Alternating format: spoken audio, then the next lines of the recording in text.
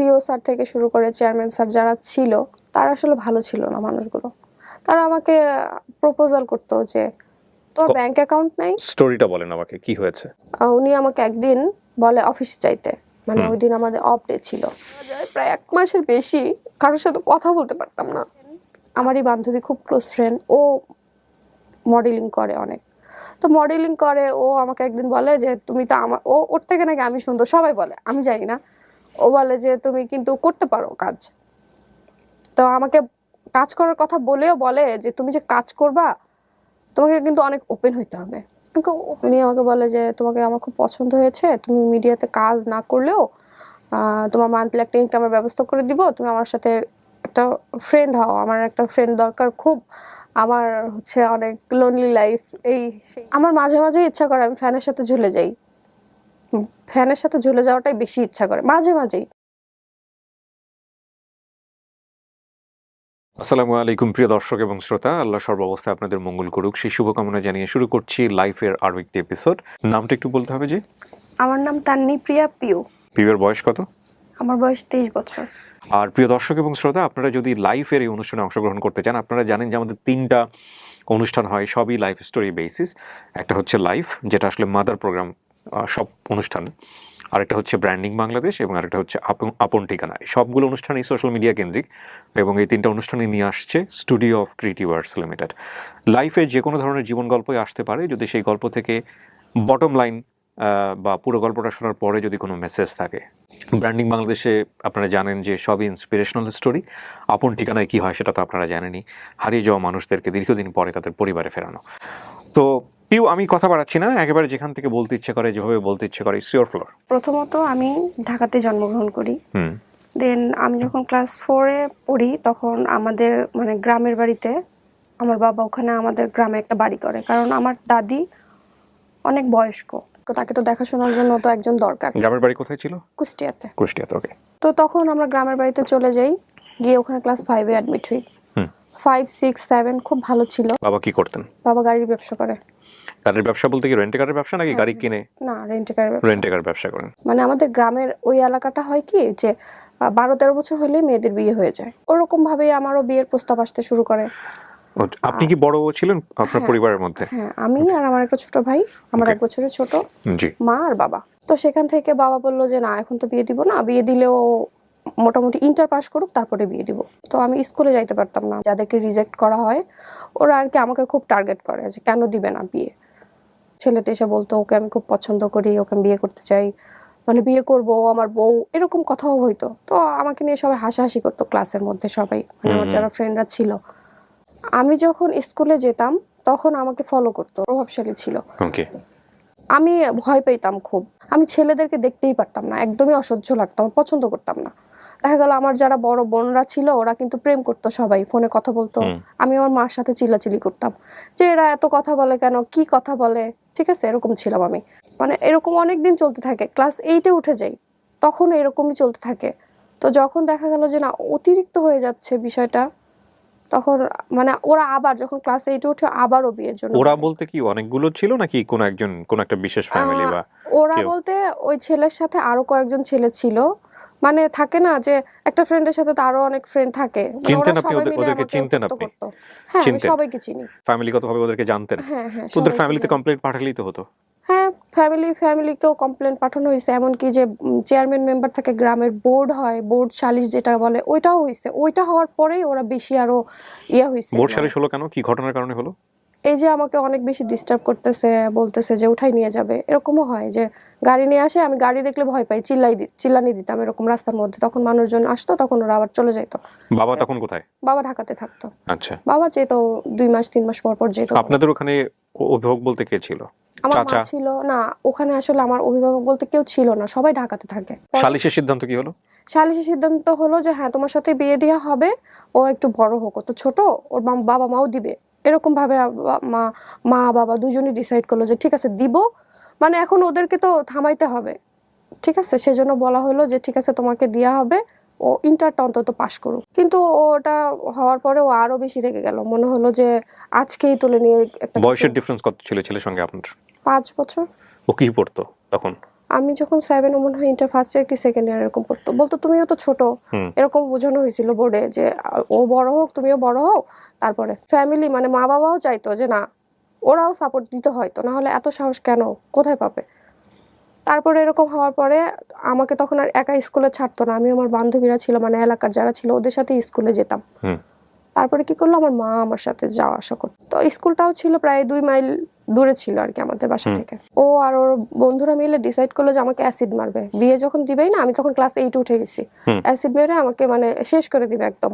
ফ্রেন্ডরা ছিল, ওরা আমাকে বলতো স্কুলে যখন যেতাম তখন ওরা বলতো যে পিউ তুই একটু কেয়ারফুলি রাস্তায় দিয়ে চলাফেরা করিস, ওরা কিন্তু এমনিতে ভালো না। আর আরেকটা আমাদের ওই এলাকাতে এরকম ঘটনা আরেকটা ঘটছিল এরকম, ঠিক আছে, যে মানে অ্যাসিড এরকম ওর আরেকটা ফ্রেন্ড এরকম হয়েছে, ঠিক আছে, কিন্তু ওই অ্যাসিডটা ওর গায়ে লাগে নাই। তারপরে কি হলো, আমাকে অ্যাসিড মারার কথা আমি ফ্রেন্ডরা বলতো, আমি কেয়ার করতাম না, দূর কিসের অ্যাসিড কিসের কি। আপনি জানতেন অ্যাসিড মারা বিষয়টা কি? না, আমি এতও বুঝতাম না যে অ্যাসিড কি। কোন ক্লাসে তখন আপনি? ক্লাস 8 এ পড়তাম। ওকে, 2011-12 কাহিনী বলতেছি। তো আমি বলতাম দূর কিসের অ্যাসিড কিসের কি, এগুলা কোনো ইয়া না। পরেও বলতো যে না তুই, তাও আমার ক্লাসেরই ফ্রেন্ড, আমার বেস্ট ফ্রেন্ড ছিল, ওর নাম ছিল, ওর নামটা বললে সমস্যা নেই।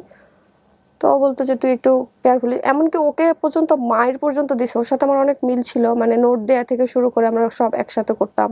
আমার একটা বান্ধবী ছিল, নাম ছিল, তারপর ওরা আমাকে বলতো। ওই দিন আমার আম্মু ছিল আমার সাথে, তো আমার আম্মু ছিল, আমার আম্মু মানে কি হয়তো উনি আরো বেশি ইমোশনাল ছিল, কিছু থেকে কিছু হলে খালি কেঁদে ফেলতো, হ্যাঁ খুবই ইমোশনাল ছিল। সেদিন হচ্ছে মানে রাস্তা দিয়ে যাচ্ছিলাম আমি আর আম্মু, আমাদের গ্রামের ভিতরে তখন আর কি রাস্তা, এখন তো রাস্তাঘাট সবকিছু পাকা হয়ে গেছে, আগে এরকম পাকাও ছিল না। আরো মানুষ ছিল, বাট ওরা বাইক থেকে যখন অ্যাসিডটা মারে তখন একটা সাইড আমার মা আমাকে ধাক্কা দিয়ে যখন ফেলে দিল, তখন অ্যাসিডটা আমার মায়ের পায়ে পড়ছিল। মানে অ্যাসিডটা যখন দেয় আমার মাও সরে গেছে, বইগুলো হাতে ছিল, আমার কাঁধে তো ব্যাগই ছিল, আমাকে ধাক্কা মারে আমি পড়ে যাই। পড়ে যাওয়ার পরে কি হয়, আমার মার যেভাবে হোক পায়ে অ্যাসিডটা পড়ে, পড়ার পরে ওখানে অনেক মানুষজন মানে আগুন ধরে যাওয়ার মতো অবস্থা এখানে। তারপরে আমাদের আবার ক্যানালের উপর দিয়ে যাইতে হইতো, তো ক্যানালের উপর নিচে আবার আমার মাকে সবাই মিলে ফেলে দেয় যে তুমি, তো খালের উপরে আশেপাশে তো অনেক বাড়ি থাকে, অনেক বাড়িঘর থাকে, সবাই মানে আমি চিল্লাচ্ছি তো চিল্লাবো না, তো ওরকম চিল্লার, আমার মাও অনেক চিল্লাইতেছিল তখন, মানে অনেক বেশি ভয় পেয়ে গেছিল। তারপরে আর ওরা মনে করছে হয়তো আমার গায়ে লাগছে, কিন্তু আমার গায়ে লাগে নাই।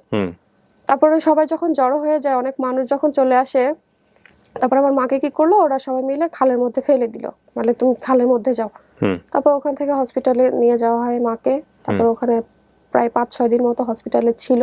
হাসপাতালে যখন মাকে নিয়ে যাওয়া হয়, তারপরে কি হলো, ওখান থেকে তো কোনো পুলিশ কোনো কিছুই না, কারণ তার গায়ে যদি অনেক বেশি ঝলসে যেত তাহলে হয়তো পুলিশ যেত বা ঘটনাটা কি হয়েছিল ওইটা হয়তো দেখতো, তখন তারা দেখে নাই। তারপর আমরাই থানাতে যখন কেসের জন্য যাই, ওখানে আমাদের কেসটা নেয়নি তারা। আচ্ছা, তারপর ওখান থেকে আমরা কোর্ট কেস করি, কোর্টে তো কেস নিবেই, তো কোর্টে যখন কেস করি, কোর্ট কেস করার পরে ওদের মামলার আসামি কি হয়, ওই ছেলেটাকে দেন? হ্যাঁ, ওই ছেলেটাকে হয়। দেখেছিলেন আপনি যে ওই ছিল? হ্যাঁ, ওকে, ওই ছিল, ওর ফ্রেন্ড, ওদেরকে সবাইকেই তো চিনি অনেকদিন ধরে, তো প্রায় 1-1.5 বছর ধরে তো আমাকে। একই স্কুলে পড়তো কি? একই স্কুলে পড়তো? হ্যাঁ হ্যাঁ, একই স্কুলে। স্কুলের টিচারকে আপনারা ইনফর্ম করেন না এই বিষয়গুলো? হ্যাঁ, স্কুলের টিচাররাও জানতো, সবকিছুই জানতো, কিন্তু এত দূর গড়াবে তারা তো সেটা জানতো না। কোর্ট কেস হওয়ার পরে ইপটিজিং এর এন্ড নারী ও শিশু নির্যাতনের একটা কেস হয় ওইখানে কোর্টে। ওকে তো বাসা থেকে নিয়ে আসে পুলিশ গিয়ে, পুলিশ যেয়ে নিয়ে আসার পরে, ওর বাড়ি আর আপনার বাড়ি কত দূর ছিল? স্কুলের, ওর বাসাটা ছিল স্কুলের সাথেই। হ্যাঁ, মানে আমি ডিসটেন্সটা জানতে চাচ্ছি। 2 মাইল ডিসটেন্স ছিল। ওকে গিয়ে পুলিশ ধরে নিয়ে আসে। আচ্ছা, তারপরে পুলিশ যখন ধরে নিয়ে আসে তখন, আর ও তো সবাইকে বলতো যে ও আমার বউ, এরকম ভাবেই বলতো। ও যখন কোর্টে ছিল, সরি থানাতে ছিল, মানে জেলে যেটা বলে, তখনও আমার স্কুলে যখন আমি যাইতাম আমাকে নিয়ে সবাই খুব হাসাহাসি করতো, মানে ওই তখন থেকে আমার ডিপ্রেশনটা শুরু হয়। 1 মাস মতো মনে ছিল, যাই হোক মোটামুটি জেলে। তারপরে তো যে ওর বাবা তো প্রভাবশালী, যাই হোক নিয়ে আসে বের করে, আরো মানে তখন তুলে নিয়ে যাবে, আরো ক্রেজি হয়ে যায়। হ্যাঁ, আরো ক্রেজি হয়ে যায়, তুলেই নিয়ে যাবে। জেল তো খেটেছি, সুতরাং আর কি, জীবন আর কিছুই না, যা আছে দেখে ছাড়বো। তখন এই ঝামেলা হতে হতে আমি ক্লাস 9-এ উঠে গেলাম। 9-এ উঠে যাওয়ার পরে আমার বাবা বললো যে না বাবা, তোমাকে আর আমি গ্রামে রাখতে পারবো না, যেভাবে হোক তোমার ঢাকায় নিয়ে আসবো। তখন আমার মা সহ, আমি সহ, আমার ছোট ভাই সহ আবার ঢাকাতে মানে চলে আসি। হ্যাঁ, ঢাকাতে আসার পরে আর ওরা ঢাকাতেও আসার করছে অনেক বেশি, বাট ওটা ওরা অ্যাড্রেসটা জানতো না। ক্লাস 9-এ আবার অ্যাডমিট করে দেয় বাবা। ওকে। মোটামুটি সুন্দরভাবে চলছিল সবকিছু। ক্লাস 10-এ যখন উঠি তখন আমার মায়ের একটা কিডনি ফেইলিওর আসে, মানে মা অনেকদিন ধরে অসুস্থ। জি। মায়ের একটা কিডনি ফেইলিওর আসে, একটাতে পাথর। তো ডক্টর বললো যে একটা কিডনি ফেইলিওর হলে মানুষ বাঁচে, কিছু হয় না, বাট ওনার যে আরেকটা কিডনিতে স্টোন আছে ওইটা অপারেশন করতে হবে। বাবা না আসলে বুঝে নাই, যদি ওনাকে ইন্ডিয়ায় নিয়ে চলে যেত তাহলে হয়তো একটা কিছু ভালো হইতো, আমরা হয়তো ভালো কোনো রেজাল্ট পেতাম। তো তখন কি হলো, ও পিত্তিতেও আবার পাথর ছিল। তো আমার মার কথা হচ্ছে যে অপারেশন যখন করবই তখন দুটো একবারেই করে ফেলি। তখন ডক্টর বলল যে হ্যাঁ, কিডনিটা হচ্ছে কেটে করতে হবে, আর মানে পিত্তিটা হচ্ছে ফুটা করে যেটা বলে ওইটা করে করতে হবে। আমার বাবা একদমই রাজি না, তার অপারেশন করাবে না, কারণ বাবা অনেক ভয় পায়, ঠিক আছে। তো আমার মা খুব জেদ ধরলো যে না, আমার অপারেশন করাতেই হবে। মানে ওনার তো অনেক অসহ্য, মানে ওনার যন্ত্রণাটা তো আমরা বুঝতেছি না, উনি অনেক অনেক অনেক দিন সাফার করছে, অনেক দিন কষ্ট করছে। অপারেশনটা হওয়ার পরে সব ভালো, সবকিছু বাসায়ও নিয়ে আসা হয় তাকে। তারপর থেকেই সে কিছু খেতে পারে না, তার অনেক অসুবিধা, পেটটা ফুলে গেল হঠাৎ করে। ফুলে যাওয়ার পরে যেই ডাক্তার অপারেশন করে সে রেফার করলে ঢাকা মেডিকেল নিয়ে যেতে হবে। ঢাকা মেডিকেল নিয়ে যাওয়ার পর সাথে সাথে তার আইসিইউতে অ্যাডমিট করে নেয়। কিছুই বললো না। প্রায় অপারেশনের 1 মাস পরে আমার মা মারা গেল। অপারেশনের 1 মাস পরে মা মারা গেল। আপনি তখন ক্লাস 9-এ? হ্যাঁ, তখন ক্লাস 9-এ। মা মারা যাওয়ার পরে থেকে আরো বেশি, মানে বাবা বলল যে ঠিক আছে বাবা, তাহলে এখন কি হবে, তোমাকে কে দেখবে, বা মানে থাকে না এখনকার বাচ্চারা কি হয় অনেক বেশি অ্যাডভান্স বা অনেক বোঝে। আমি এক গ্লাস কখনো পানি ঢেলেও কখনো আমি খাইনি। তো দেখা গেল যে আমার অনেক কষ্ট হইতো, আমাদের সংসারটা কে দেখবে তখন সেই মুহূর্তে, মা নেই। আর মাকে নিয়ে 1 মাস অনেক কষ্ট করছি ঢাকা মেডিকেলে, মানে এমনও হয়েছে বারান্দাতে শুয়ে থাকতে হয়েছে। ঢাকা মেডিকেলের অবস্থা হয়তো ভাই আপনি জানেন। তো মা ওই যে একটা গ্রামের যেসব কাহিনীগুলো হয়েছে ওগুলোতে যতটা না ডিপ্রেস ছিলাম, মানে ওগুলো তো ভুলি না এখনো। হয়তো রাত্রেবেলা ঘুমালে কি হয়, ওগুলা স্বপ্ন দেখি যে আমার সাথে হয়তো আবার এরকম কিছু একটা হবে। এখন যদি এরকম কিছু একটা হয়, আমার তো মা নেই, আমাকে কে সেভ করবে, ঠিক আছে। তো মা যখন মারা যায় প্রায় 1 মাসের বেশি কারোর সাথে কথা বলতে পারতাম না। আপনাকে আমি যেটা বলছিলাম ভাই, আমি খুব ভুলে যাই সবকিছু। তো হলো কি যে মা যখন মারা গেল ওইটা আরোই নিতে পারি নাই। তো ঢাকা মেডিকেল থেকে তো আমাদের গ্রামের বাড়িতে তাকে নিয়ে যেতে হবে। আবার আরেকটা স্বপ্ন দেখি প্রতিদিন রাতে, এখনো দেখি, মানে মাথা থেকে যাই না, যে মাকে যেদিন নিয়ে গেলাম ঢাকা মেডিকেল থেকে গ্রামের বাড়িতে,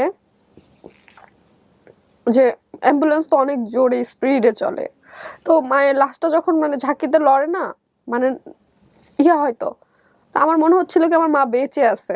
ওই জিনিসটা এখনো ভাই আমার মাথা থেকে যায় না। আমি প্রায় রাতেই দেখি কি আমার মা হয়তো বেঁচে আছে, মানে ঝাঁকানোতে বডি তো লড়ে মনে হচ্ছিল মা নড়ছে। হ্যাঁ নড়ছে, এরকম মনে হচ্ছিল। ভালো স্টুডেন্ট ছিলাম। তো আমার এসএসসি রেজাল্টটা ভালো হয়নি, তখন আমি আরো ডিপ্রেসড হয়ে যাই। সংসারের একটা প্রেশার চলে আসে আমার উপরেই, কারণ আমার বাবা এমন একটা মানুষ, সে মানে অনেক ক্লিন মানুষ, ঠিক আছে। তাকে যে অন্য কেউ রান্না করে দিবে বা বুয়া যে রান্না করে দিবে বা বুয়া একটা কাজ করে দিবে, সেটা সে পছন্দ করে না। আমি যেভাবে দিব আমারটাই সে করবে, মানে আমার সব কিছুই খাবে, আমি সব। ইন্টারটাও যখন আস্তে আস্তে যখন পাশ করি, ইন্টার পাস করার পরে ইউনিভার্সিটিতে অ্যাডমিট হই, তখন তার ওরিয়েন্টেশন প্রোগ্রামও হয়। তো ওই প্রোগ্রামে আমার একটা ছেলে আমাকে দেখে, ওই দিন আমি ওকে দেখিনি। তারপরে 1 মাস 2 মাস, মানে ফার্স্ট সেমিস্টারে ওকে আমি মানে তেমন চিনতাম না। সেকেন্ড সেমিস্টার থেকে ওর সাথে আমার অনেক ভালো একটা ফ্রেন্ডশিপ হয়। বিবিএতে আমি অ্যাকাউন্টিং এ ছিলাম। ওকে। তো ওর সাথে আমার ফ্রেন্ডশিপ হয়, যে দেখা গেল একসাথে স্টাডি করতেছি, লাইব্রেরিতে বসতেছি, এরকম মানে নর্মাল একটা ফ্রেন্ডশিপ, যেমন বেস্ট ফ্রেন্ড যেমন, ও আমার এরকম একটা ফ্রেন্ড হয়। তো ফ্রেন্ড হতে হতে একটা সময় আমরা একসাথে ঘুরতে যেতাম, একসাথে কফি শপে বসতাম, কফি খেতাম, আড্ডা দিতাম, লাইব্রেরিতে বসতাম, একসাথে স্টাডি করতাম, সব ঠিক ছিল। একসাথে লাইব্রেরিতে স্টাডি করতেছি, এক সময় ও আমাকে বলল যে ও আমাকে অনেক পছন্দ করে, আমিও ওকে অনেক পছন্দ করতাম। প্রপোজ করার পরে আমি এটা অ্যাকসেপ্ট করি। তারপরে দেখা গেল ওর বার্থডেতে আমি ওকে অনেক সারপ্রাইজ করতাম, ও আমার বার্থডেতে অনেক সারপ্রাইজ করতো। আমার অনেক ওকে অনেক বিশ্বাস করতাম যে না, ও আমাকে অনেক ভালোবাসে, হয়তো আমি ওর সাথেই ভালো থাকবো। আর ও এমনিতে অনেক অনেক ভালো ছিল, মানে আমাদের ফ্রেন্ডদের মধ্যে সবাই ওকে খুব পছন্দ করতো, আমাকেও অনেক পছন্দ করতো। মানে আমরা যে কাপল ছিলাম আমাদের সবাই খুব পছন্দ করতো যে না তোমাদের খুব সুন্দর লাগে, সুন্দর মানায়। আবার অনেকে ছিল যারা ইউনিভার্সিটিতে অনেকে আমাকে পছন্দ করতো, অনেকে আবার অপছন্দ করতো, বিষয়টা দেখতে পারতো না, বলতো যে কি একটা রিলেশনশিপ করছো, তোমার সাথে যায় না, মানায় না, এমনও শুনতে হয়েছে। তো যখন আমার এরকম অনেক বিয়ের প্রপোজাল আসে, আমি ওকে বলি, ও এমনও হয় কান্না করে, অনেক কান্না করে যে না তুমি বিয়ে করো না, বিয়েটা কমপ্লিট হোক, আমরা বিয়ে করব। তারপরে দেখা গেল ওর যত কাজিনরা ছিল, মানে ছেলেটার যত কাজিনরা ছিল, ওরা সবাই আমাকে পছন্দ করে, ওরা আসতো, ওদের সাথে ঘুরতে যেতাম, একসাথে ঘুরতাম আমরা। তারপরে এক কাজিনের বাসায়ও গেছি, যে ওই কাজিনের হচ্ছে ছেলের বার্থডে ছিল, বার্থডেতে যখন গেছি তখন ওরা আমাকে সবাই চিনছে, মানে ওদের বাসার ওর মা থেকে শুরু করে ওর বাবা, ওর বোন, ওর ভাই, সবাই আমাকে চিনে, সবাই আমাকে পছন্দ করে। আবার আমার বাসা থেকেও আমার বাবা ওর ছবি দেখে, বাবা বলে যে ঠিক আছে সমস্যা নেই, বিয়ে কমপ্লিট করো। ও মানে আমরা তো সেম এজ ছিলাম, ঠিক আছে, তো তখন বললো যে ঠিক আছে তাহলে তোমরা বিয়ে কমপ্লিট করো, তারপরে বিয়ে করো। ওদের বাসা থেকে আমাকে এমনও হয়েছে, ইনভাইট করছে, যে থাকে না যে কারোর বিয়ে হয় বা চাচাতো বোনের মা মামাতো বোনের বিয়ে হয়, ইনভাইট করে ওরা সবাই আমাকে। তো ইনভাইট করলেও কি করতো, কখনো না আমাকে নিত না, মানে ওর বাসায় কখনো নিত না। ও চাইতো না যে ওর মা বাবার সাথে আমার ফেস হোক, কেন চাইতো না আমি জানি না। ও একটু মানে বলতো যে আমার মাকে আমি ভয় পাই, আমি বাবাকে ভয় পাই, আমি অনেক শাই ফিল করি, আমি কিভাবে তোমাকে নিব। আমি খুব মানে থাকে না রেডি থাকতাম যে একটা গায়ে হলুদের প্রোগ্রাম, ওর বড় চাচি আমাকে, ওর যখন বড় ভাইয়ের যখন বিয়ে হয়, মানে চাচাতো ভাইয়ের যখন বিয়ে হয়, আমাকে বলছে যে বাবা আমি তোমার জন্য গাড়ি পাঠাইতেছি, তুমি চলে আসো। মানে আমার মা নাই দেখে উনি আমাকে খুবই ভালোবাসতো, খুবই আদর করতো, তো গাড়ি পাঠাচ্ছে তুমি চলে আসো। এখন আমার কথা হচ্ছে যে আমার যার সাথে রিলেশন, সে যদি আমাকে না বলে তাহলে তো আমি তার বাড়িতে যাইতে পারি না, পারি। মানে ওর ওর ফ্যামিলি সার্কেলে আপনি খুবই মোটামুটি পরিচিত ছিলেন। হ্যাঁ খুবই, মানে ওরা আপনাকে স্পেশাল ডেতে ইনভাইট করতো। হ্যাঁ প্রত্যেকটা স্পেশাল ডেতে ওরা আমাকে ইনভাইট করতো, এমনকি ওর বড় চাচি আম্মা পর্যন্ত আমাকে গাড়ি পর্যন্ত পাঠাইতে চায়, যে বাবা তোমার জন্য আমি গাড়ি পাঠাইতেছি, তুমি চলে আসো। এমনকি ওর যত কাজিনদের যে জামাইরা ছিল, মানে দুলাভাই যারা ছিল, তারাও আমার সাথে অনেক মজা করতো, সবার সাথে ফেসবুকে অ্যাডও ছিলাম। তো ও আমাকে ফেস করতো না কখনো, মানে ফ্যামিলির কাছে। তো আমার খুব মন খারাপ হতো, আমি রেডি থাকতাম। ফেস করতো না বলতে আপনি কি বোঝাচ্ছেন? পরিচয় তো হয়ে গেল সবার সঙ্গে, আপনার আবার ফেস করার কি আছে? পরিচয় তো আমার সাথে ছিলই, মানে ওইটা থাকে না যে একটা কাজিনের সাথে ফেসবুকে কিভাবে একজনের সাথে পরিচয় হলে তো আরেকজনের সাথে হয়ে যায়, তো থাকে না। ওর মায়ের সাথে আমার কখনো সামনাসামনি দেখা হয়নি, নিয়ে যায়নি? না, ও নিয়ে যায়নি। আপনি আপনার বাবার সামনে ওকে নিয়ে গিয়েছিলেন? না, কিন্তু আমার বাবা জানতো, ওর বিষয়টা সবই জানতো।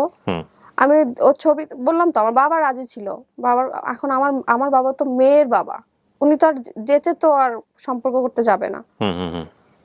তো যখন আমি বিবিএটা কমপ্লিট করি, তখন আপনি বলছিলেন যে গায়ে হলুদের প্রোগ্রাম বা রেডি থাকতেন, ও কি করতো? আচ্ছা, আমি গায়ে হলুদের প্রোগ্রাম, আমি ওকে ফোন দিয়ে বলছি যে আমার তো বড় চাচি আমার ফোন করতেছে, আমি কিন্তু রেডি, তুমি বললে আমি রেডি হয়ে যাব। ও বলতেছে আমি তো, ও সেদিন ওর বাড়িতে ছিল না, বলতেছে আমি তো নিজেই তো আমার বাড়িতে এখন আসি নাই, কি পরিস্থিতিতে আসছে আমার বাড়ির, কি অবস্থা, কি না কি আমি তো নিজেই জানি না, তুমি কেন যাবা, তোমার যাইতে হবে না। তো ওই দিন আমার অনেক মন খারাপ হয় যে সবাই এত করে বলতেছে, আমাকে ও না করলো। তারপর আবার আমাকে যখন ফোন করে, আমি বললাম ও তো আমাকে না করছে, আমি কিভাবে যাই। পরে আর শেষ ওইটা। তারপরে যখন বিবিএটা যখন আমি কমপ্লিট করলাম, তখন আমার বিয়ের জন্য খুব মানে একজন আর্মির অফিসার পর্যন্ত আমার বিয়ের ইয়া করছে। তো বাবা বললো যে না বাবা তুমি দেখো, ওকে বলে দেখো, যদি বিয়েটা করে, যদি হয় তাহলে ওর বাসা থেকে বিয়ের প্রস্তাব দিতে বলো, এভাবে আর তোমাকে আমি রাখতে পারবো না, কারণ বিবিএ কমপ্লিট করে ফেলছি। এখন আমার বাবা আমার জন্য বিয়ে করতে পারতেছে না, 8টা বছর হয়ে গেছে আমার বাবা আমার জন্য বিয়ে করে নাই, শুধুমাত্র কি যে তোমার বিয়ে আগে হোক তারপরে আমি বিয়ে করব। তারপরে যখন ওকে যখন জানানো হয় যে আমাদের এরকম এরকম বিয়ের প্রপোজাল আসতেছে, তুমি বাসায় জানাও, বা তুমি যদি তোমার মাকে দিয়েও কথা বলাইতে না পারো, তোমার তো একজন মামা আছে, মানে মামা হচ্ছে ওর এজেরই, হচ্ছে অনেক ফ্রেন্ডলি, তার সাথে আমার অনেকবার কথা হয়েছে, অনেক ফ্রেন্ডলি। মানে আমি যে মানে ওর যে ভাইগনা বউ হবো ওরকম তার মধ্যে ছিল না, অনেক মজা করতো, ফ্রেন্ডের মতো ছিল একদম। আমি মামাকে দিয়ে তুমি একটা প্রপোজাল দাও। ও তখন বলে যে আচ্ছা ঠিক আছে আমি তোমাকে পরে জানাইতেছি। এর মধ্যে বাবার সাথে আমার একটা ঝামেলা হয়, ঝামেলাটা হয় আমি যখন ভাইয়া এখানে একটু পজ করে আমি ঝামেলাটা কেন হয় এটা বলি। বিবিএটা যখন আমি কমপ্লিট করব তার আগে কিন্তু আমাদের 3 মাসের একটা ইন্টার্নশিপ থাকে। তখন আমি যখন ইন্টার্নশিপটা আমি পাচ্ছিলাম না কিছুতেই, মানে যেখানে যাচ্ছিলাম সেখান থেকে হচ্ছিল না যে আমাদের এখন লাগবে না বা আমাদের আছে বা আমরা এখন ইন্টার্নশিপ নিব না, এরকম ব্যাংকে ইন্টার্নশিপ করার খুব ইচ্ছা ছিল, তো পাচ্ছিলাম না। তখন একটা কোম্পানিতে ইন্টার্নশিপ হয় আমার, ইন্টার্নশিপটা আমি সুন্দরভাবে করি, করার পরে হয় ওখানে আমার জবও হয়ে যায় ইন্টার্নশিপটা করার সময়। তো জব হওয়ার পরে হয় কি ভাইয়া, ওখানে যেই সিও স্যার থেকে শুরু করে চেয়ারম্যান স্যার যারা ছিল তারা আসলে ভালো ছিল না মানুষগুলো। তারা আমাকে প্রপোজাল করতো যে তোর ব্যাংক অ্যাকাউন্ট নাই। স্টোরিটা বলেন আমাকে, কি হয়েছে? এটাই আপনার ফার্স্ট জব? হ্যাঁ, ইন্টার্নশিপ করলে তো অনেক কোম্পানি থেকে তো রেখে দেয়, তো আমাকে রেখে দেওয়া হয়। সিও স্যার হ্যাঁ। CO sir, manager sir. তো সিও স্যার আমাকে হচ্ছে ফোন করার পরে আমাকে বলে যে পিউ তুমি এদিন আসো, এরকম আসো। ওনার কথাবার্তা আমার কেন জানি, আমি তো বুঝি, ভালো লাগতো না। তা আমি অ্যাভয়েড করতাম খুব। সিও স্যারের সাথে কেন এত কথা বলবো, কাজ রিলেটেড কথা হবে, শুধু কাজ রিলেটেডই কথা বলবো। উনি আমাকে একদিন বলে অফিসে যাইতে, মানে ওই দিন আমাদের অফ ডে ছিল। অফ ডেতে অফিসে যাইতে বলে, আমি অফ ডেতে কেন অফিসে যাব? তো আমার বাবাও মানে এমন একটা পার্সন, উনি হচ্ছে আমি অফিসে যাইতাম, উনি কিন্তু আমাকে অফিসে নামাই দিয়ে আসতো, আবার অফিস ছুটি হলে আবার নিয়ে আসতো। বাবা তো জেরা করতেছে যে তুমি অফ ডেতে কেন অফিসে যাবা। তো স্যার আমাকে বলতেছে তুমি অফিসে আসো, তুমি হচ্ছে 10টার মধ্যে আসবা, তোমাকে 1টার মধ্যে ছেড়ে দিব। না কিন্তু অ্যাকাউন্টসের লোকজনের কিন্তু অনেক প্রয়োজন হয় অফিসে। না ওই দিন আমার কোনোই কাজ ছিল না, কোনো কাজ ছিল না। ওকে, আমাকে বলতেছে তুমি 10টার মধ্যে আসো, তোমার সাথে আমার একটু পার্সোনাল কথা আছে, একটু দরকার আছে, হচ্ছে 1টার মধ্যে ছেড়ে দিব। এটা আবার কেমন, আমি তো 9টা থেকে 6টা পর্যন্ত ডিউটি করি, তো আমাকে 10টা বাজে যাইতে বলতেছে 1টার মধ্যে আমাকে ছেড়ে দিবে। আমার ওই দিন এমনি আমি ডিপ্রেসড, অলওয়েজ আমি ভাইয়া ডিপ্রেসড থাকি। আমার একটু থেকে একটু কিছু হলে আমি খুবই খুঁতখুঁতি মানুষ, যে অনেক বেশি চিন্তা করি। তো চিন্তা করতেছি যে আমাকে কেন এরকম ভাবে বলতেছে যাওয়ার জন্য। দেন আমি আর ওই দিন অফিসে যাই না। না যাওয়ার পরে উনি দেখলাম আমাকে ব্লক করে দিছে হোয়াটসঅ্যাপ থেকে, মানে হোয়াটসঅ্যাপে আমাদের যে ছিল, কিন্তু ওনার সাথে উনি, তারপর আমাদের যে ম্যানেজার স্যার ছিল উনি, তারপর আরো কয়েকজন ছিল, তো সবার সাথে হোয়াটসঅ্যাপে কথা হতো। মানে একটা গ্রুপ ছাড়া, অফিসিয়াল তো একটা গ্রুপ থাকে, ওই গ্রুপ ছাড়াও কথা হতো। উনি আমাকে ব্লক করে দিছে হঠাৎ করে। তো আমি ফোন দিলাম, স্যার আপনি আমাকে কেন ব্লক করে দিছেন? পরে বললো যে তোমার একটা ব্যাংক অ্যাকাউন্ট নাই, ভাবলাম তোমাকে একটা ব্যাংক অ্যাকাউন্ট করে দিব। তোমার হচ্ছে, তোমাকে তো আমি জমিদার বানাই দিতে চাই, তুমি তো আমার কথা শোনো না। তুমি আমার কথা শোনো, দেখো আমি তোমাকে জমিদার বানাই দিই, তোমার ফ্ল্যাট কিনে দিতেছি, তোমাকে গাড়ি কিনে দিতেছি। ওই দিনের পর থেকে আমি আর একদিনও ওই অফিসে যাইনি, একদিনও যাইনি। তার আগে আপনি বুঝতেন যে আসলে ইন্টেনশনটা ভালো না, যে কোনো ভাবে হোক আচার আচরণে। ওই দিন আমি একেবারেই সারপ্রাইজড হয়েছি যে আমাকে ওই টাইমটা, মানে টাইমটার জন্য, এই টাইম আমাকে মেনশন করে দিতেছে, তুমি এই টাইমে আসবা, তোমাকে এই টাইমে ছেড়ে দিব। তখন আমার আরো বেশি ইয়া লাগতেছে যে রাইট যে আমাকে কেন এই টাইমটাতে উনি আমাকে অফিসে ডাকতেছে। আর অফিসটা এমন একটা অফিস, হ্যাঁ সবাই কাজ করতেছে ঠিক আছে, কিন্তু উপরে ওনার বাসা ছিল, এই জন্য আমি একটু অফিসের উপরেই বাসা। আচ্ছা, এই জন্য আমি একটু ভয় পেয়ে আর ওই দিন অফিসে যাই নাই। তারপরে যখন দেখলাম উনি আমাকে ব্লক করে দিল, তারপরে আমি আবার যখন ওনাকে কল ব্যাক করলাম, ব্যাক করার পর যখন আস্ক করলাম, উনি আমাকে এইগুলো বলতেছে যে তোমাকে তো আমি চাইছিলাম একটা ব্যাংক অ্যাকাউন্ট করে দিব, তুমি তো আমার কথা শুনতেছো না, তোমাকে তো আমি জমিদার বানাই দিতে চাই, তোমার গাড়ি লাগলে আমি দিতেছি, তোমার ফ্ল্যাট লাগলে আমি দিতেছি। তো আমি বললাম যে স্যার আপনি আমাকে যে টাইপের মেয়ে ভাবতেছেন, হয়তো আমাদের বাংলাদেশে আছে অনেকেই এরকম, কিন্তু আপনি আমাকে যেরকম ভাবে ভাবতেছেন আমি কিন্তু এরকম না, আমার দরকার নাই এরকম জবের।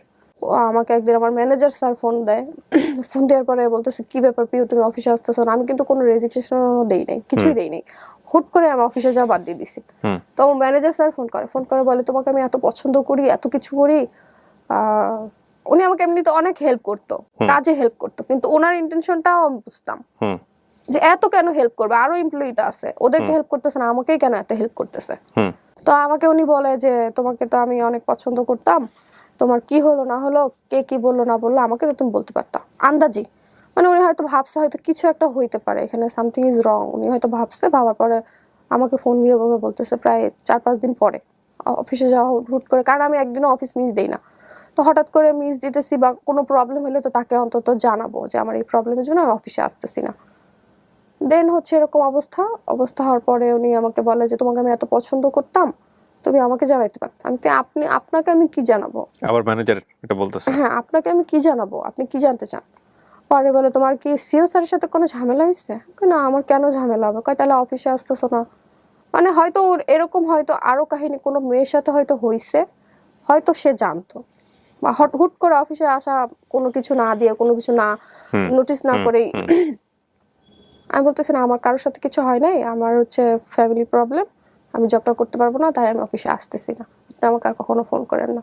তারপরেও আমাকে অসংখ্যবার সে ফোন করছে, অসংখ্যবার ডিস্টার্ব করছে। এই সিও সাহেব নাকি ম্যানেজার সাহেব?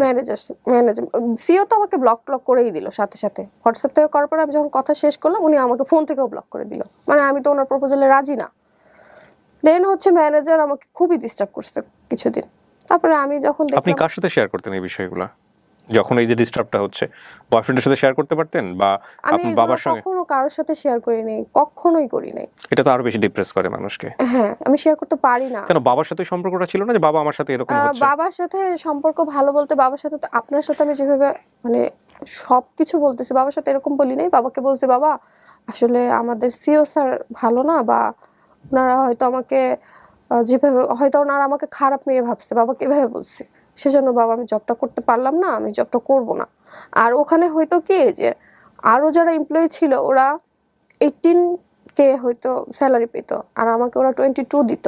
মানে সিও স্যার আমাকে অ্যাপয়েন্ট করছিল ওখানে। ম্যানেজারকে যখন আমি আর পারলাম না, তখন তাকে ব্লক করে দিলাম। আমি বললাম, ভাইয়া আপনাকে তো আমি বললাম যে আমি আর জব করবো না, আপনি কেন আমাকে ডিস্টার্ব করতেছেন? উনি আমাকে আমাকে বিয়ের প্রপোজালই দিয়ে দিয়েছে যে আমি তোমাকে এরকম খুব পছন্দ করে, আমার টার্গেট ছিল আমি তোমাকে বিয়ে করবো। আমি না ভাই, আমার তো বয়ফ্রেন্ড আছে, আমি আপনাকে কেন বিয়ে করবো? এভাবে বলে ওনাকে জাস্ট কেটে দিয়ে ব্লক টক করে দিলাম, কারণ অনেক ফোন দিত, সে খুবই ডিস্টার্ব করতো। তো এইগুলো আমি আমার ওই বয়ফ্রেন্ডের কাছে কখনো শেয়ার করিনি, কেন জানি না। থাকে না যে একটা রিলেশনশিপে আসি, অনেক বেশি ট্রাস্ট করি তাকে, তাকে বিয়ে করব এটাও ভাবি, কিন্তু তার কাছে কেন জানি শেয়ার করতে পারতাম না সবকিছু, জানি না কেন পারতাম না। আর ও আবার আমাকে এটা বলেছিল যে তুমি যদি আমার বাড়ির বউ হও, কখনো জব করতে পারবা না। বয়ফ্রেন্ডটা বলেছিল? হ্যাঁ, ও তো আমার জব নাই এটা শুনলে তো খুশি হবে, খুশি হয়েছে। ও বলতেছে যে ঠিক ভালো হয়েছে, জব নাই বা জব আপনার করতেছে ক্লাসমেট না। না ও? হ্যাঁ, ও তখন কি করে? ওরও বিবিএ কমপ্লিট হয়ে গেছে। ও জব করে তখন? না, ও জব করে না, মানে এক মাসও জবটা আমি করি নাই, 3 মাস ইন্টার্নশিপের পর 1 মাসও করি নাই জব। ওকে। মানে এই 1 মাসের ভিতরে এত কাহিনী হয়ে গেছে। তো ওর বাবার বিজনেস আছে, ওর কথা হচ্ছে ইন্টার্নশিপ শেষ, আমি ওর বাবার বিজনেসই দেখবো, আমি জব টব করবো না। ও জব নিজেও করতে চায় না, আমি করে এটাও ও চায় না। তো বাবা বললো ঠিক আছে বাবা, তোমার জব করতে হবে না। বাবাকে যখন বললাম তুমি বিয়েই করো, তুমি ওকে বলো বিয়ের প্রস্তাব দিতে, বিয়ে দিয়ে দিই, নাহলে তোমার অনেক বিয়ের প্রপোজাল আসতেছে, যে কোনো মুহূর্তে তোমার বিয়ে দিয়ে দিব আমি, আর কোনো কথা শুনবো না, অনেক বিয়ে ভাঙছো। তখন ওকে যখন বললাম, ও আমাকে বললো আচ্ছা ঠিক আছে আমি দেখতেছি। পরের দিন বাবার সাথে একটু ঝামেলা হয়েছিল এই এটা কেন্দ্র করেই, যে আসলে ও আমাকে বিয়ে করবে কিনা, তুমি একটু দেখো জানো। আমার বাবা একটু অন্য আরেকটা ঝামেলার কারণে আমার ফোনটা আমার হাতে থেকে নিয়ে নিছিল। তো আমি একজনের সাথে কোনো কন্টাক্ট করি না, ওকে জানাইছিলাম আমার ছোট অন্য ভাইকে কি দিয়ে। ঝামেলা এটা? অন্য একটা ঝামেলা বলতে এটা হচ্ছে বাবার বিয়ে নিয়েই আমার সাথে একটু থাকে না যে আহ মা বাবার সাথে তো একটু ঝামেলা হয়, ফ্যামিলিগতভাবে চিল্লাচিল্লি কথা কাটাকাটি বাবার হয় বিয়ে না? বলতে আপনি ক্লিন স্ট্রিক্টলি? আমি চেয়েছিলাম বাবা আগে বিয়ে করুক, তারপরে আমি করি, যে তুমি বিয়ে করো, তোমার 1 মাসের মধ্যে আমি বিয়ে করতেছি। এত কনফিডেন্ট ছিলাম যে ও তো আমাকে বিয়ে করবেই, এরকম একটা কনফিডেন্স ছিলাম। তো বাবা যাই হোক, ফোনটা যাই হোক, মন একটু খারাপ ছিল, আমার হাত থেকে ফোনটা নিয়ে নেয় যে দেখি কে তোমার খোঁজ করতে আসে, বা আসলে বিয়ের প্রস্তাব আসে কিনা। তো আমার ছোট ভাই, ওকে দিয়ে পর্যন্ত আমি ওই ছেলের সাথে কথা বলেছি, মানে আমার যে বয়ফ্রেন্ড ছিল, ওকে দিয়েও বলাইছি যে তুমি একটু তোমার ভাইয়াকে বলে দেখো, আমি তো বললাম তুমিও বলে দেখো, তাহলে ও বুঝবে যে আসলে সিরিয়াস বিষয়টা। মানে বিষয়টা হচ্ছে যে আপনার দিক থেকে চাপটা হচ্ছে আপনার বাবার জন্য, যে আপনি প্রচুর। বিয়ে না করা পর্যন্ত আলটিমেটলি আপনার বাবা বিয়ে করবে না। না, 8 বছর হয়ে গেছে, আমার মা মারা গেছে। ঠিক আছে, তো ওকে যখন বলা হয়, ও ওই দিন বলতেছে আচ্ছা ঠিক আছে দেখি কি করা যায়। আমি এভাবেও বলছি যে তুমি যদি তোমার আম্মাকে দিয়ে না বলাইতে পারো, বাবাকে দিয়ে যদি না বলাইতে পারো, মামাকে দিয়ে বলাও। পরের দিন আবার ফোন করি ওকে, ফোন করার পরে ওকে বলা হয়, ওকে জিজ্ঞেস করলাম কিছু করলা, কি বলবা, কি করবা, আমাকে তো কিছু বললা না। ও আমাকে বলতেছে মামা তো নাই, মামা তো ওর বাড়িতে গেছে, আমি কি করব বুঝতে পারতেছি না। আচ্ছা, একটা ফোন কলের জন্য মামা বাড়িতে আছে কি কোথায় আছে এটার কোনো প্রয়োজন হয়? উই আর বিয়ের টেকিং, এখন মানে আমরা বিয়েটা প্রিপারেশন দিয়ে নিচ্ছি। না, হ্যাঁ, হ্যাঁ হ্যাঁ। আমরা প্রিপারেশন নিচ্ছি বা আমরা বিয়ের প্রস্তাব দিব, এরকম একটা ভালো মন্দ তো একটা কথা মানে আছে। আপনার বাবাও চাচ্ছিল যে আপনাকে অন্য কোথাও বিয়ে দিতে। হ্যাঁ হ্যাঁ, দিয়ে দিতে, মানে অনেকদিন হয়ে গেছে তো শুনতেছে, ওর নাম শুনতেছে অনেকদিন ধরেই শুনতেছে। হুম। ওকে ওকে যখন মানে এটা বলি, ও বলার পরে বলতেছে যে এখন কি করব বুঝতে পারতেছি না। আমি একটা ফোন কল করার জন্য কি করবো এটা বুঝতে পারতেছো না? ফোনেই তো করবা, বাবার কাছে জাস্ট ফোন করবা, ফোন করে জাস্ট এই কথাগুলো বলবা, কি বলতে হবে সেটাও আমি শিখাই দিছি তাকে, সেটাও সে করে নাই। পরে 1 মাস 2 মাস হয়ে যায়, তার কোনো খোঁজ নাই, হুট করে সে গায়েব। আমিও আমার সব জায়গা থেকে ওকে ব্লক করে দিছি, যেটা সত্যি কথা, যে না আমি এত যাকে ট্রাস্ট করি, বাবার কাছে তো এখানে আমার মুখ থাকলো না, আমি কি বলবো তাকে। তো এটা নিয়ে আমি আবার ডিপ্রেশনে চলে যাই। ওই যে ব্লক করে দিছি, সবকিছু থেকে বাদ দিয়ে দিছি, দেওয়ার পরে 1 মাস কি 1.5 মাস পরে আমার আরেক কাজিনের কাছে নক করে। আমি তো ওর সাথে আর কন্ট্যাক্ট করতে চাচ্ছি না, ও আমার সাথে হয়তো কন্ট্যাক্ট করার ট্রাই করছিল, বাট আমি করি নাই। তারপরে আমার কাজিনের কাছে নক করে যে পিওর কি সত্যি বিয়ে ঠিক হয়ে গেছে কিনা, বা কার সাথে বিয়ে ঠিক হয়েছে, ওই ছেলেটাকে ও দেখতে চায়। তাহলে ভাইয়া এটা কি কি হইলো এটা বলেন? ওরা আমার কোনো খোঁজ খবর নাই, কিছু নাই, ও কার সাথে বিয়ে ঠিক হয়েছে সেই ছেলেটাকেও দেখতে চায়। আমার কাজিন বললো কি আচ্ছা আমি একটু দেখি, ওই দিন আমি ওর সাথেই ছিলাম, পাশেই ছিলাম, কাজিনের বাসা আবার মিরপুরে। তো আসছি আপুর বাসায়, ওরকম নক দিছে, দেওয়ার পরে এখন যাই হোক ফোনে কথা বলতেছে ওরা দুজন। কথা বলার পরে আপু বলতেছে যে তুমি এরকম করলা, এরকম একটা কাজ করবো কখনো আশা করি নাই, এটা কি করলা? হ্যাঁ। পরে বলতেছে আপু আসলে এখন এই মুহূর্তে বিয়ের প্রিপারেশন তো আমার নাই। তাহলে এতদিন রিলেশনশিপে কেন ছিল? আপু বলতেছে তাহলে এতদিন রিলেশনশিপে কেন ছিল? বলে না আপু আমি ওকে ভালোবাসি ঠিকই, আমি বিয়েও করতাম, বাট এই মুহূর্তে না। ওকে, বিয়ে না করার জন্য কোনো এক্সকিউজ কি ছিল ওর জায়গা থেকে, প্রপার কোনো এক্সকিউজ ওই যে যে আমি বাবা এই মাকে কারণে বিয়ে? বলতে পারবে না, এই মুহূর্তে বলতে পারবে না, কিভাবে বলবে সেটাও কিন্তু আমি ওকে শিখিয়ে দিয়েছি, তারপর ও বলতে পারিনি। তারপরে আপু আমাকে বললো অনেকক্ষণ কথা বলার ওর পরে, ফ্যামিলির অন্যান্য মেম্বারদেরকে তো আপনি চিনতেন, তাদের মাধ্যমে তো ওদের ফ্যামিলিকে বলা যেত যে আমাদের এরকম একটা সমস্যা আছে, বিয়ে করলে তাড়াতাড়ি করে ফেলতে হবে। আমি আসলে ওই মুহূর্তে আমি ওর থেকেই জাস্ট জানতে চাইছিলাম, যা জানবো আমি তো সংসার করবো ওর সাথেই, আমার সারা জীবনের ব্যাপার, ট্রু।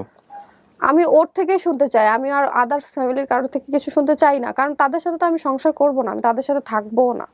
ঠিক আছে, ওকে তখন স্ট্রং হইতে আমি চাইছিলাম যে ও স্ট্রং কিনা, ও আমাকে কতটুকু চায়, আমি ওইটা জাস্ট বোঝার জন্য আমি এরকম বলছিলাম। তারপরে আমার কাজিনের সাথে যখন ওর অনেকক্ষণ কথা, আমার কাজিন বলতেছে যে না ও এমনি তোমার অন্য সব বিষয় নিয়ে খুব ইন্টারেস্টেড, বাট তোমার বিষয়ে ও ইন্টারেস্টেড না, ও তোমাকে যে বিয়ে করবে এটা আমি বুঝলাম না ওর কথা থেকে। ওকে। ঠিক আছে। তারপরে আমার আরেকটা আন্টি আছে, আমার ফুপি, ওর কাছে নক দেয়, দিয়ে বলে আমি নাকি ওর সাথে চিট করছি, মানে ওটা ওর সেলফ স্যাটিসফ্যাকশন, ও তো এখন থাকে না যে বড় হবে, কেন বলে আমি জানি না, আসলেই জানি না। আমার মাঝে মাঝে খুব জানতে ইচ্ছা করে, ফোন দিয়ে একটু জিজ্ঞেস করি যে কি চিট করছি আমি তো তোমাকে বিয়েই করতে চাইছি। তারপরেও ভাইয়া আমি হয়তো 5-6 মাস পরে আমি একদিন ফোন দিছি বা ওই ফোন দিছে, যাই হোক যেভাবে আমাদের কথা হয়, হওয়ার পরে ওকে আমি একই কথা জিজ্ঞেস করি তুমি কি আমাকে বিয়ে করবা? ও আমাকে কি বলে জানেন? কপালে থাকলে ভাগ্যে থাকলে হবে। সেটা তো চিরন্তন সত্য কথা, কিন্তু কনফিডেন্টের জায়গাটা নাই। তাহলে আমি কার জন্য ওয়েট করব? এখন পর্যন্ত আর কথা বলি না। মাঝে মাঝে আমার যে পেজ আছে আপনাকে বললাম, ওখানে মাঝে মাঝে নক করে, দেখা করবা? থাকে না এরকম করে মাঝে মাঝে। এখন ওইখান থেকে ব্লক করা, বাট আমি তো ওকে দিতে পারবো না, ওরটা দেখতে পারি। তো যাই হোক এই পর্যন্তই আসি। আমারও যে আন্টিদেরকে কাজিনদেরকে সবখান থেকে সবাই ব্লক করে দিছে, কারণ ও তো সিরিয়াস না, বা আমার জন্য ওদের সাথে একটা সম্পর্ক তো ছিল। আপনি বিয়ে করছেন না কেন? ওকে বাদ দিয়ে বিয়ে করে ফেলেন। হ্যাঁ বিয়ে করব খুব তাড়াতাড়ি বিয়ে করে ফেলবো। আর হচ্ছে পরেও ভাইয়া আমি আরো জবে ট্রাই করি। হ্যাঁ। এখন পর্যন্ত আমি জবে ট্রাই করতেছি। আর জব হয়নি ওই যে নাকি একই রকম এক্সপেরিয়েন্স? দুর্ভাগ্যক্রমে হয় কি যে জব হয়, মানুষগুলো ভালো পাই না, আর যদি মানে হয়ই না, যদিও হয় মানুষগুলো ভালো পাই না। ভাই আমি হচ্ছে ডিপ্রেসড, আমার ব্রোকেন হার্ট ওই তখন থেকেই, মানে আমার মা মারা যাওয়ার আগে থেকে যে ওই যে একটা শুরু হয়েছে, ওইটা মানে এখন পর্যন্ত শেষ হয় নাই ভাই, আমি ওইটা নিয়েই এখন পর্যন্ত আসি। নায়িকা হওয়ার খুব ইচ্ছা ছিল, নায়িকা বলতে হট ড্রেসের যে নায়িকা, ওরকম নায়িকা হওয়ার ইচ্ছা ছিল না কখনোই। যে মেহের আফরোজ শাওন, নুসরাত ইমরোজ, তিশা, যারা অ্যাক্টিং গুলো করে, যে শাড়ি পরে গ্রামের মেয়ে, মুখে কালি টালি মাখা অবস্থাতে যেই শুটিং গুলো হয়, যে মুভিগুলো টেলিফিল্ম গুলো হয়, ওগুলোর খুব ইচ্ছা ছিল ওরকম অ্যাক্টিং করব। আমারই বান্ধবী খুব ক্লোজ ফ্রেন্ড, ও মডেলিং করে অনেক। তো মডেলিং করে, ও আমাকে একদিন বলে যে তুমি তো আমার, ওর থেকে নাকি আমি সুন্দর সবাই বলে, আমি জানি না। ও বলে যে তুমি কিন্তু করতে পারো কাজ। তো আমাকে কাজ করার কথা বলেও বলে যে তুমি যে কাজ করবা তোমাকে কিন্তু অনেক ওপেন হইতে হবে। আমার আরেকটা ছেলে ফ্রেন্ড আছে, ও করে, ও মডেল। ও আমাকে না করতো যে না পিউ তুমি এইসব ভূত তোমার মাথায় নেওয়ার দরকার নাই, তুমি এমনি ঠিক আছো, এমনিই থাকো। ও আমার বান্ধবীটা আমাকে খুবই ফোর্স করে যে না তুমি করো, তুমি অনেক ভালো করতে পারবা, এই সেই হ্যান ত্যান। তা আমারও একটা সময় থাকে না যে কথায় কথায় একটা কথা যদি আমি আপনাকে 100 বার বলি তাহলে আপনার কিন্তু একবার হলেও ইচ্ছা হবে যে আপনার নিজের মধ্যেও কিন্তু এটা ছিল যে না আপনি একটা সময় নায়িকা হবেন। আমি যখন বললাম যে আচ্ছা ঠিক আছে আমি করবো, তখন আমাকে বলে যে পিউ মিডিয়ার কাজ মানে কিন্তু অনেক ওপেন হইতে হয়। আমি ওপেন মানে কি, ওপেন হওয়া মানে তো হচ্ছে শর্ট ড্রেস হট ড্রেস এগুলো পারবো না, এত শর্ট ড্রেস হট ড্রেস পরতে পারবো না। আমার কাছে অ্যাক্টিং মানে হচ্ছে শাড়ি, মুখে কালি থাকে না, আগেকার দিনের যে টেলিফিল্ম গুলো হতো ওরকম। কে দিবে তোমাকে ওরকম কাজ? ওরকম কাজ না, তোমাকে আগে মডেলিং এ যাইতে হইলেই আগে তোমাকে শর্ট ড্রেস হট ড্রেস পরতে হবে, না হলে নায়িকা হতে পারবা না। আমি বললাম যে না তাহলে দরকার নাই। তারপরেও একটা ডিরেক্টর আমাকে ফোন করে, মানে ফেসবুক থেকে হোক বা যেভাবে হোক, আমার ছবি, ডিরেক্টরের নাম বললে হয়তো অনেকে চিনবে, অনেক ভালো একজন ডিরেক্টর আমাকে নক করে। নক করার পরে উনি আমাকে একদিন তার অফিসে ডাকে, যাওয়ার কথা বলে। তো যাওয়ার কথা যখন বলে উনি আমাকে বলে যে তুমি সন্ধ্যায় আসো। তো উত্তরা থেকে যেখানে আমাকে যাওয়ার কথা বলে অনেক ডিস্টেন্স, তো আমি যাব কিভাবে? যাই হোক, বাবা বাবা তো কখনোই সাপোর্ট করবে না, এই বিষয়টা অন্তত সাপোর্ট করবে না। তো বাবাকে বলার সাহসও পাচ্ছি না যে কথাগুলো বাবাকে বলবো। তারপরে এটা বলি নাই কখনো, এখন পর্যন্ত হয়তো এই শোটা দেখার মাধ্যমে হয়তো বাবা জানবে যে আমার নায়িকা হওয়ার ইচ্ছা ছিল। তার আগে এইটা আমি আসলেই শেয়ার করিনি কখনো তার কাছে। তখন আমি আমার ওই যে ছেলে ফ্রেন্ড ওকেও জানাই। তো আমার বান্ধবীটা তো অনেক খুশি যে ঠিক আছে চলো যাই, আমি যাব তোমার সাথে। তো আমার ফ্রেন্ডকে যখন আমি জানাই, ও আমাকে বললো যে পিউ তুমি সন্ধ্যায় কেন যাবা? তুমি বলো দুপুরের পরে বা বিকেলে, এই টাইমটাতে যাও, সন্ধ্যায় তুমি কখনো কোথাও যাও না। আর এত দূর তুমি উত্তরা থেকে এত দূরে যাবা, আবার উত্তরা ব্যাক করবা, তুমি রাত 2টা-3টা বেজে যাবে, তুমি বাসায় ঢুকতে পারবে না। ওই দিন আর আমি যাইনি। তো যাই হোক, ডিরেক্টরের সাথে আমার ফেসবুকে মেসেঞ্জারে অনেকদিন কথাবার্তা হওয়ার পরে দেখলাম যে না উনি আমাকে আসলেই হট ড্রেস, তারপরে শর্ট ড্রেস, এই টাইপের কি টাইপের ড্রেস পরতে হবে ওইসব ছবি পর্যন্ত উনি আমাকে পাঠায়, এই টাইপের মডেলিং করতে হবে। পরে দেখলাম না আমার পক্ষে এগুলো আসলেই পসিবল না। তারপরে একটা পর্যায়ে উনিই আমার ফ্রেন্ড হইতে চায়। উনি আমাকে বলে যে তোমাকে আমার খুব পছন্দ হয়েছে, তুমি মিডিয়াতে কাজ না করলেও তোমার মান্থলি একটা ইনকামের ব্যবস্থা করে দিব, তুমি আমার সাথে একটা ফ্রেন্ড হও, আমার একটা ফ্রেন্ড দরকার খুব, আমার হচ্ছে অনেক লোনলি লাইফ, এই সেই হাবি জাবি। দেখেন ভাই, মানে আমার কথা হচ্ছে ভাই, আমি জানি না, আমার লাগতাই মনে হয় এরকম। আপনি যেখানেই যাচ্ছেন সেখানেই সামহাও আমি হয়তো একটা ভালো মানুষ বা একটা ভালো কাজ করব এরকম সুযোগটা আমি আসলেই পাচ্ছি না। আমি বিবিএ কমপ্লিট করেছি, শেষ হয়েছে আমার 2020-এ। 2020-এ তারপর আপনি আর মাস্টার্স করেননি? না, মাস্টার্স করিনি কেন ভাই? এখানে আরেকটা জিনিস শেয়ার করি। আমার এক আন্টি, ও কিন্তু ইন্টারও পাস করেনি, ও কিন্তু 16,000 টাকা স্যালারিতে জব করে, কিছুই জানে না, কিছুই মানে। তাও ও হচ্ছে 2011 না 2005-এ সম্ভবত ওর এসএসসি। তাহলে ও যদি 16-17 হাজার টাকা স্যালারি, ওর নাকি ওভারটাইম দিয়ে 20,000 টাকা নাকি ও ইনকাম করে মান্থলি। ও যদি এত কম পড়াশোনা নিয়ে যদি এত টাকা স্যালারি মানে জব, ওইটা আমার আরেকটা ডিপ্রেশন আমার, যে ও এত কম পড়াশোনা করে এত ভালো একটা জব করতে পারতেছে, সেখানে আমি বিবিএ কমপ্লিট করে একটা 15,000 টাকা স্যালারির জবও পাচ্ছি না। আর যদিও পাচ্ছি, আমার মানুষগুলো, আশেপাশের মানুষগুলো আমার ভালো হচ্ছে না, পাচ্ছি না আমি জব করতে আমি থাকে না যে আমি কমফোর্ট না, আনইজি ফিল হচ্ছে আমার জব করতে। এই যে এত ফ্রাস্ট্রেশন, এত কিছু নেগেটিভ সারাউন্ডিং, আমার মাঝে মাঝে ইচ্ছা করে আমি ফ্যানের সাথে ঝুলে যাই। ফ্যানের সাথে ঝুলে যাওয়াটাই বেশি ইচ্ছা করে মাঝে মাঝেই, হুট করেই কিছু থেকে কিছু হয়। আবার বাবা মাঝে মাঝে হঠাৎ করে সেদিন বলতেছে আমার মধ্যে আসলেই কোনো গুণ নেই, বাবা বলে। তারপরে মাঝে মাঝে ব্লেম দেয় আমার মার মৃত্যুর জন্য নাকি আমি দায়ী। তো আমি কেন ব্লেম দেয় ওই যে আগে পর্যন্ত হয়তো আমার এই সমস্ত কাহিনীর জন্য আমার বাবা তো সবটা ওখানে ছিল না, হয়তো মাঝে মাঝে হয়তো ভাবে ওই ছেলের সাথে হয়তো আমার রিলেশন ছিল, বাট ভাইয়া আমার আসলে কোনো রিলেশনশিপ ছিল না, আমি তাকে দেখতেই পারতাম না, পছন্দই করতাম না। আমার যদি রিলেশনশিপই থাকতো বিয়েই তো করে ফেলতাম। আমি তো একাই থাকি আমার রুমে, তখন মাঝে মাঝে আমি দাঁড়াইও, একা একাই দাঁড়াই ফ্যানের সাথে। একদিন ওড়নাও নিছি, নিয়ে মনে হচ্ছে যে না একটু দেখি না আসলে এই মানুষ এভাবে মারা যেতে পারে কিনা বা মরে কিনা। তারপরে আবার ভয় পাই, সত্যি ভয় পেয়ে আবার নেমে আবার শুয়ে পড়ি।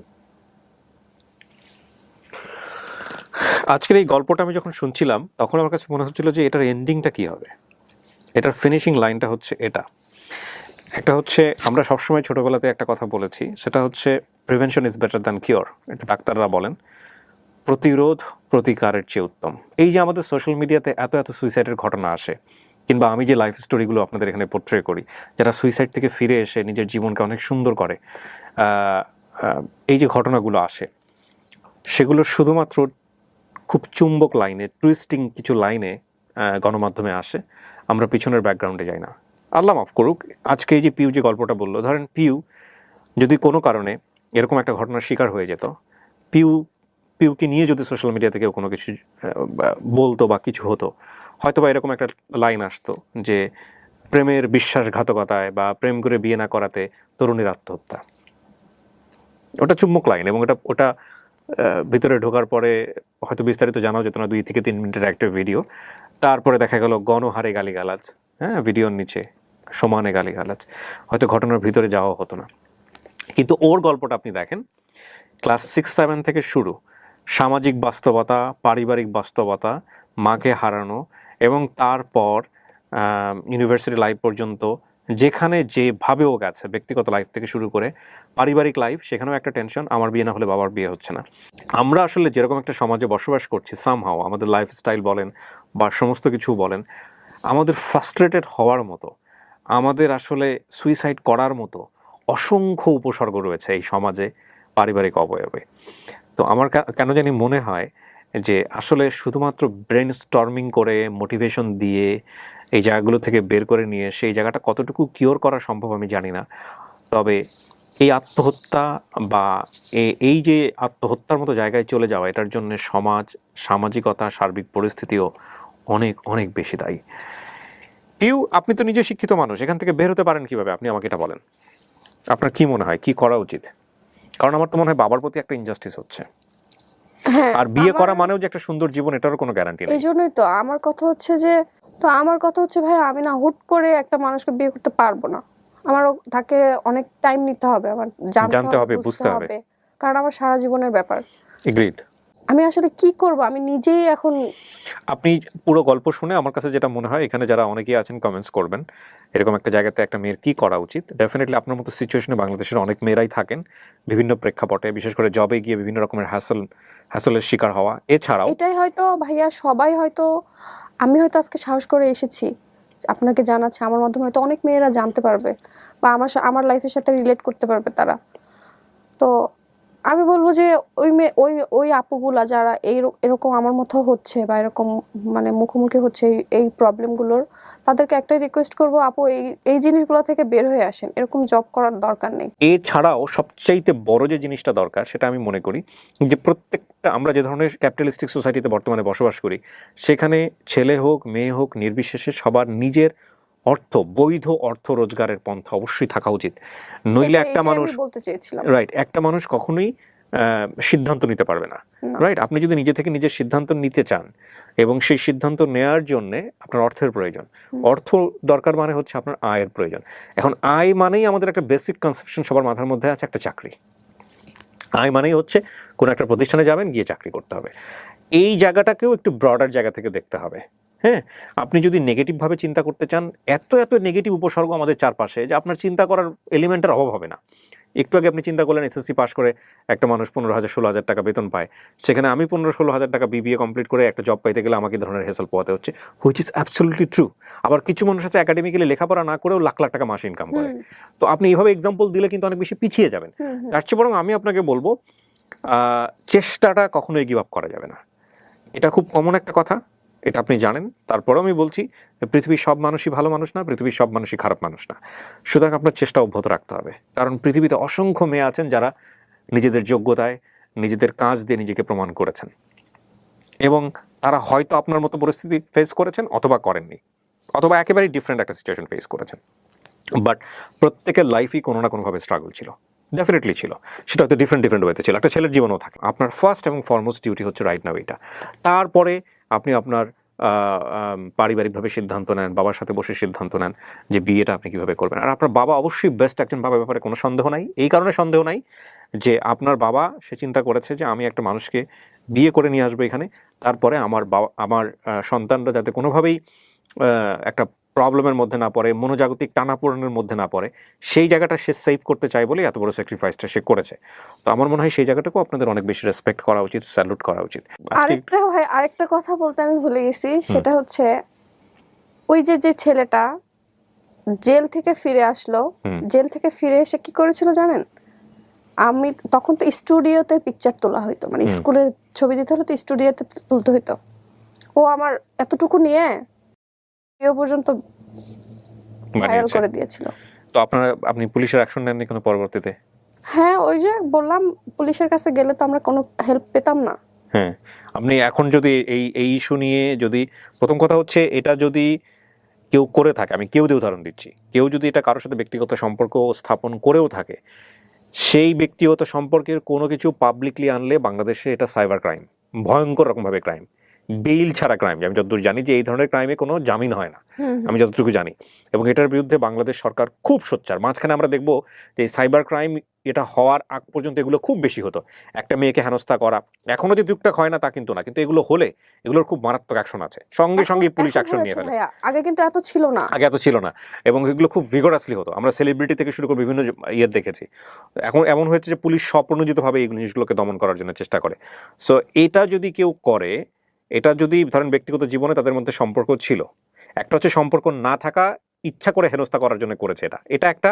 আরেকটা হচ্ছে যে সম্পর্ক ছিল, থাকা অবস্থায় কেউ একজন স্টেপ নিয়েছে এই কাজটা করার, মানে হেনস্থা করার জন্য। সে ছেলেও হতে পারে, মেয়েও হতে পারে। সম্পর্ক থাকার অবস্থাও কেউ এটা করতে পারবে না। যদি করে তাহলে এটা বাংলাদেশ আইন অনুযায়ী এটা সাইবার ক্রাইম, এবং এটার জন্য ভয়ঙ্কর রকমভাবে এটা একটা অপরাধ আছে, ভয়ঙ্কর রকমভাবে শাস্তি। সো সাইবার ক্রাইম নিয়ে যারা পড়াশোনা করেননি তারা একটু গুগলে সার্চ করে দেখেন যে বাংলাদেশের সাইবার ক্রাইম আইন কতটা শক্তিশালী, এবং এটা ভুলেও চিন্তা করবেন না। নিজের জীবনটাকে যদি শেষ করতে ইচ্ছা না হয়, শুধু নিজের জীবন না, মানে আপনারা যারা এরকম ইন্টেনশন নিয়ে রাখেন যে কোনো একটা মেয়ের বিশেষ ছবি বা তার সাথে হয়তো ছলে বলে কৌশলে কখনো এই ধরনের কাজ করে এটা পাবলিশ করে দিয়ে আপনি আপনার নিজের জীবনটা শেষ করে দিবেন, এরকম একটা চিন্তা ভাবনা। শুধু নিজের জীবনটা শেষ হবে না, শেষ হবে আপনার বাপ মায়ের জীবন, শেষ হবে আপনার সাথে জড়িত যারা ফ্রেন্ড সার্কেল তাদের। এই কারণে বলছি, কারণ আপনার মান সম্মান গেলে কিন্তু তাদেরও মান সম্মান যাবে।